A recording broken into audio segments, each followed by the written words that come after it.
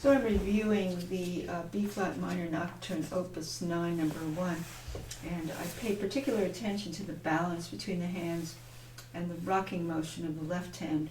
It has some tricky configurations where it does stretch your hand a bit, so you should use rotations because you have spreads of the fingers and the notes through various triads that are spread out, such as the B-flat minor opening triad, which is spread out, going slowly.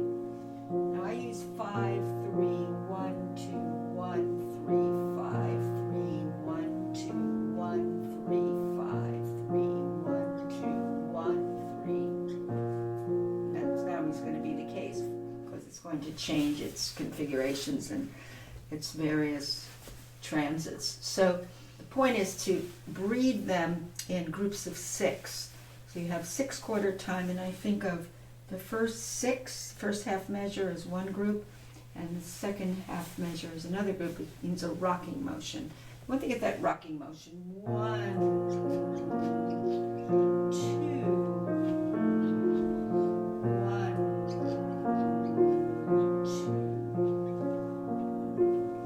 1, 2. Rotations. 1, 2. Then he goes to D-flat major, which is the relative major. So we have different fingering. 4 chord of D-flat. Resolve it down. Know your harmony. Diminish. Back to D-flat. Diminish. 5/5 transit. Back to primary dominant and tonic. Dip it. So I do respond to the harmonic flow. If there's a dominant followed by another strand of broken chord that's in tonic, I dip it. I dip it down.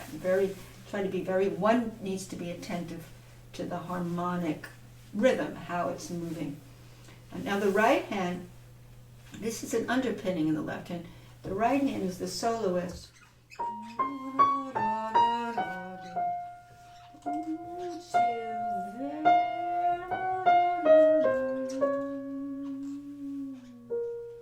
So together you get.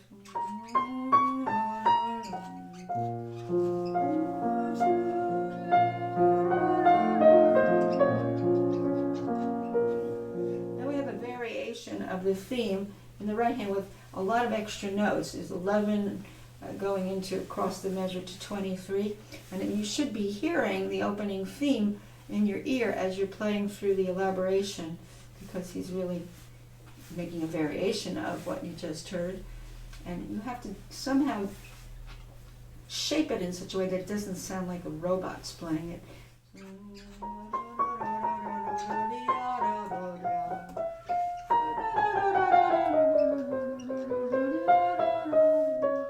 I dip it a little here and there, you know. The left hand must be very steady through there, very steady, very steady, very steady.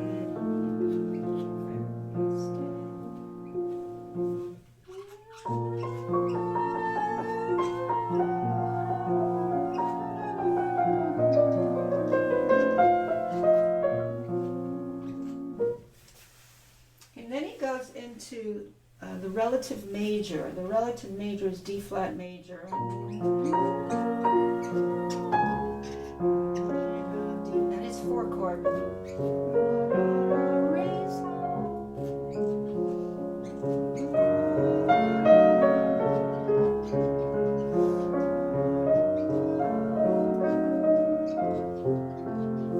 Die away.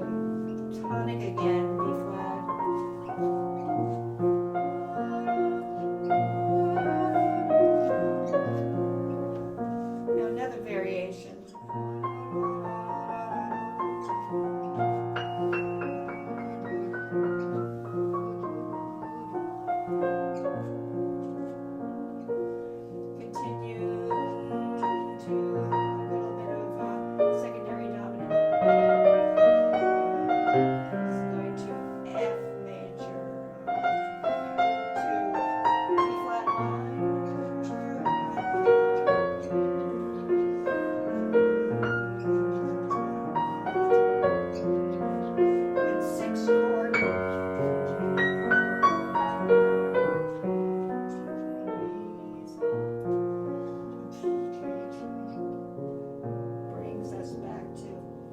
relative major.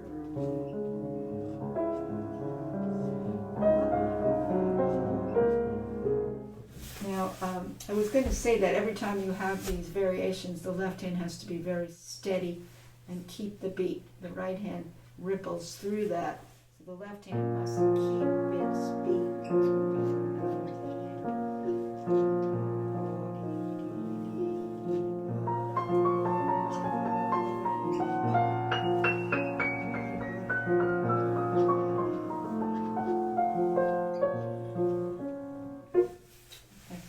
This new section of this, you have to do some good fingering for legato with the octaves. 4-5, 4, 5, 4, 5, 5, 4, 5-4, 5, 4 to 5-4, and then 5, 4, 5, 4, 5. That's my fingering because I can't do octaves with 1-3, which is sometimes what this recommends, so you get a better legato. But I don't. I use mostly 5s and 4s, and I do 4-5 and 5-4 to create legato. So I have little finger switches. Good idea to do the top voice to see how you're doing it. 4-5, 4, 5, 4, 5, 5, 4. There's a little accent on it. 5-4. There, 4, 5-4, and then 5, 4, there, 4, down. I'm going to shape it right away. 5, this is not legato, 5. Now he goes here into, you'll see the left hand here is going to do a D major chord, which is the dominant of G major. So there'll be octaves, but if I just do the top, I get 4, 5, 5. 5, 5, 4, 5, 4, 5, 4, and then 5, and then resolve 4. At least I see what the top voice is doing, how I'm configuring the legato. The thumb is very light, and you'll cheat a little on your thumb because your pedal will hold your thumb down, so you won't get stuck on the thumb, so that you have this stiff framing octave, so you can let go like this. See what I'm doing? You can relax your hand.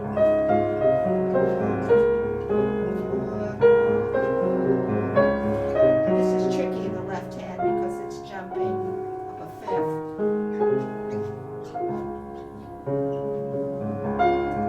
And this goes to an A7 chord, which is the dominant of D major.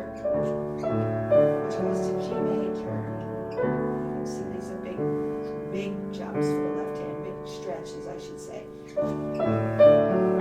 Diminished chord, another diminished chord, and solve, showing these fingerings. You really have to do a lot of lateral rotations to find these notes and to basically seamlessly go from one group of 6 to another without a gasp or a poke in between, so that you get this seamless sound. Now here he goes into a triple P. I might use the soft pedal here. Now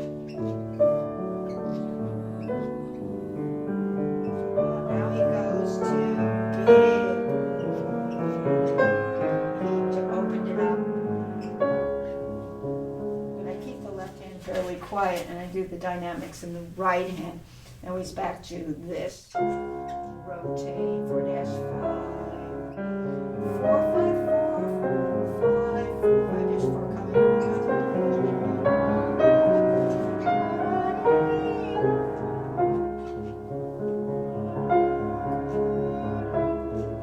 Now here comes that.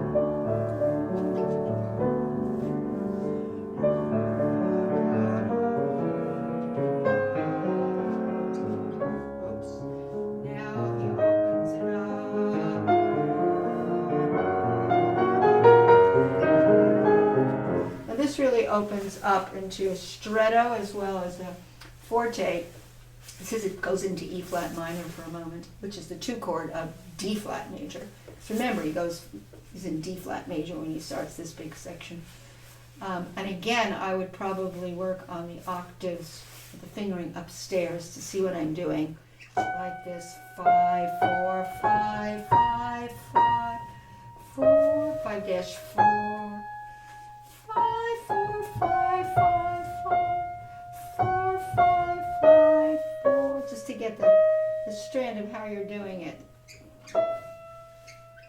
4, 5, 4 dash 5, this is the soft one. 4, 5, 4, 5, 5, 4, 5, 4, 5, big. This is where he gets forte. That's going to open up. So that gives you at least an idea of how you're moving your top voice, and you're going to relax your thumb through those octaves. You can also practice these left hand configurations, which are very tricky here. You could start with just the top of the page.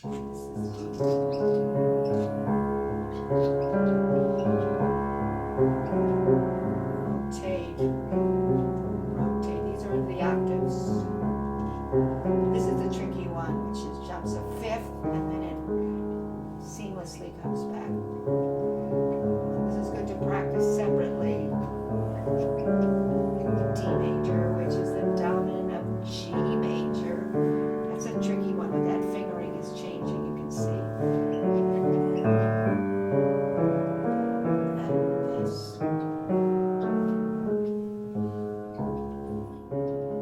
This is the stretto.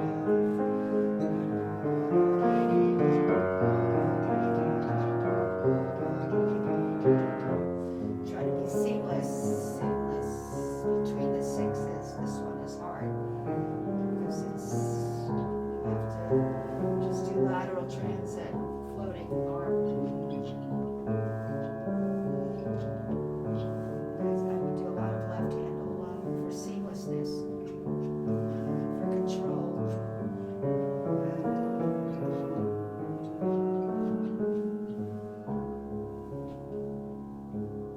A lot of that kind of separate hand practice for the octaves, the top voice, for the separate handing, and then put it together. And remember, the right hand should be bigger than the left hand. The left hand is harmonic. And even if you're intensifying, do it mostly in the right hand, with some support in the left hand. Don't let the left hand jump out over the right hand. In Chopin, in this nocturne, that's now one of the big. So these are the hardest places, actually. Now this part here is not difficult at all because we have in measure 51 a relentless D flat arpeggio. It's relentless with the rotation.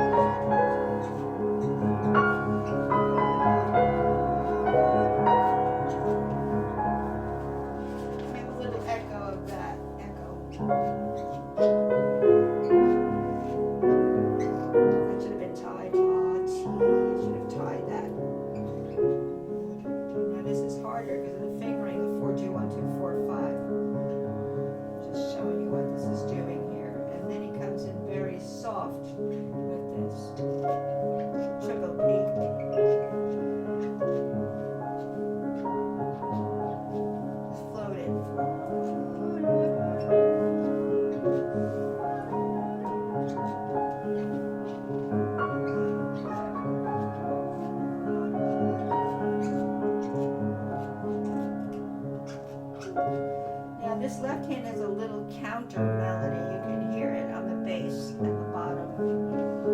G flat, A flat, A natural, folds in.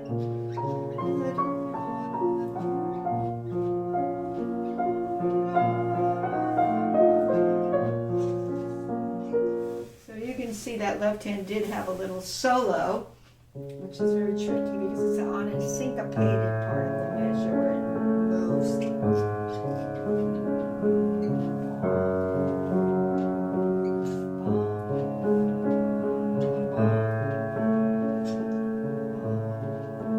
Then it folds in to the theme coming back in B flat minor. Now the next challenging thing is the very end, because the very end has the theme coming back and then its final decoration. And the final decoration, or the improvisation way we play it, is in 16th notes. Now before, in the other two improvisations or the decorations, they were 8th notes against 8th notes. But now he's going from this to double da da da da dee dee dee dee dee dee dee dee. And you have to figure out the content. It's harmonic minor right here, 4 3 2 1. And then he has another 4 3 2 1, which is half step, whole half, and then he goes back to the harmonic 4 notes there. And then he has an ending, which brings back the idea of the theme having that. Now, these notes have to be done in such a way that they're just not like coming out like a robot. It has to be that you're shaping the notes.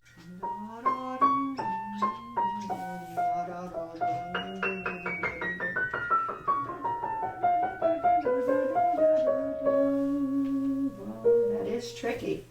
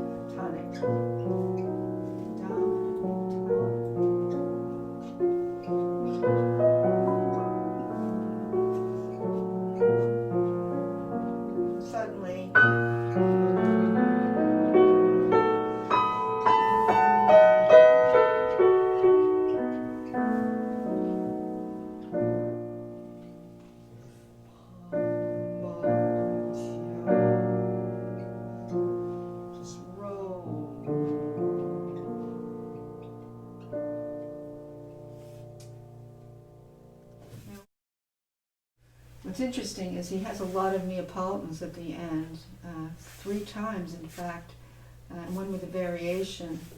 First one is this, when he comes out of the 6th chord, Neapolitan,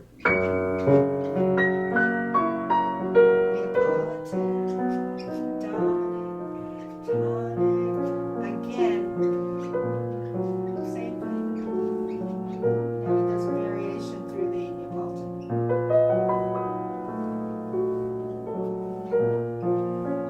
Surprise, Neapolitan with a 7, a C flat 7.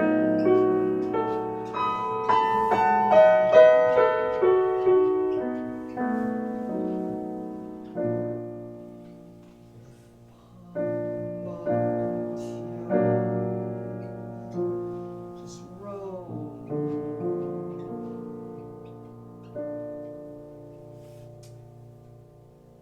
At the end, he makes a Neapolitan 7. Coming down with this, and ends up slipping into E flat major. So knowing the harmony, so it's good because it orients you, it gives you context. It also gives relationships between Neapolitans, the dominants to resolve tonic, and Neapolitan is something that's not expected. It's a beautiful chord. The Neapolitans are always beautiful because they're unexpected, because you're lowering the 2nd degree of the scale, a half step, and building a major chord on it. So it always has an emotional ramification in the phrasing. So hopefully this is helpful.